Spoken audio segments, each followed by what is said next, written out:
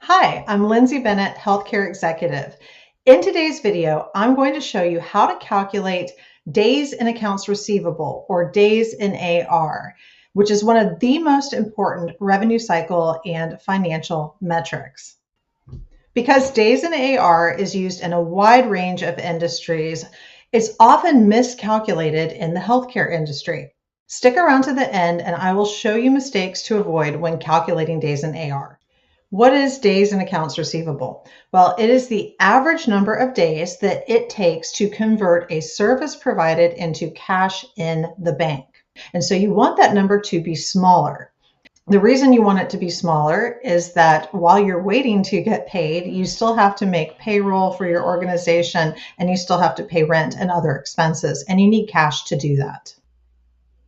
The formula for days in accounts receivable is the accounts receivable balance with the credit balances added back divided by the average daily revenue.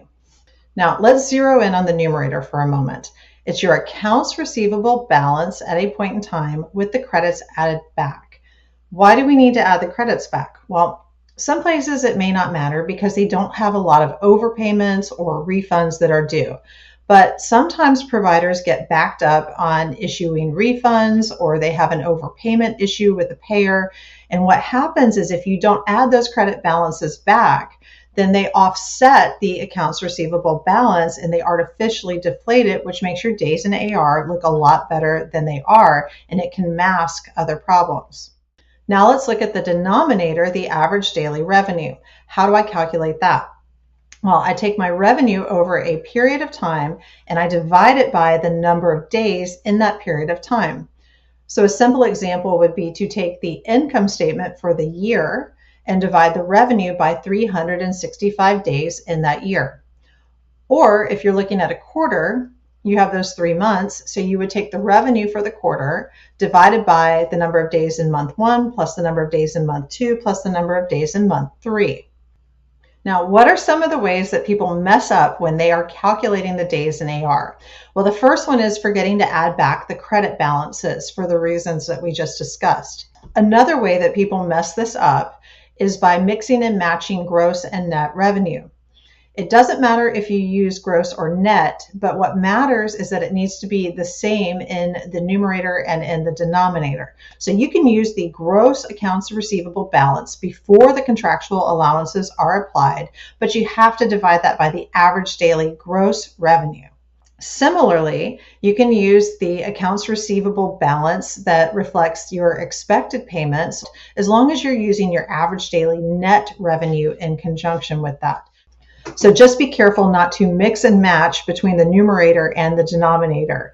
You can't use gross on one and net on the other or vice versa. You need to be consistent.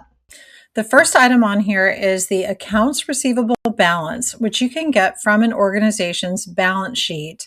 Or if you work for that organization in the revenue cycle area, you can run an accounts receivable aging report and take it from there. This hospital system has $993,824,000 in accounts receivable outstanding. Then what we need to do is add back the credit balances. Now, if you're looking at publicly available financial statements, like I am in this example, you may not have that information. That is usually information that is available internally. So if you're working in finance or revenue cycle for a company, you can run the accounts receivable aging report from the EMR system, sort the balances, identify the credit balances, and add them back. But if you're looking at another organization and you don't have access to their systems, then you're probably not going to have that information and you're going to have to make do with the pieces that you can get publicly. In this example, I've just made up a number here, $499,000. And then we have the net patient services revenue, which I got from this hospital system's income statement, which was also publicly available. And their net patient services revenue for the last fiscal year was $5,717,303,000. So I can take these pieces now and calculate the days in AR. So for the numerator, I need to take the accounts receivable balance And then I need to gross it up by the credit balances. So you'll notice in here on my example, I have the credit balances as a negative. So I'm actually going to subtract them because two negatives make a positive, and I'm trying to actually increase my AR balance by the amount of the credits. So that will gross it up to $994,323,000. Then I need to get my average daily revenue in the denominator. So what I do there is I take the net patient services revenue for the year, and because that's for the past fiscal year, I'm going to divide it by 365 days in the year. And now I can take my numerator and divide it by my denominator, and it gives me 63 days in AR. And what that means is that it takes 63 days on average to convert a service into cash in the bank.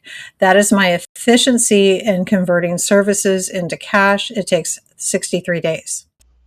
Now that you know the formula for days in AR, can you think of some ways that people might manipulate or game this very important revenue cycle and financial metric?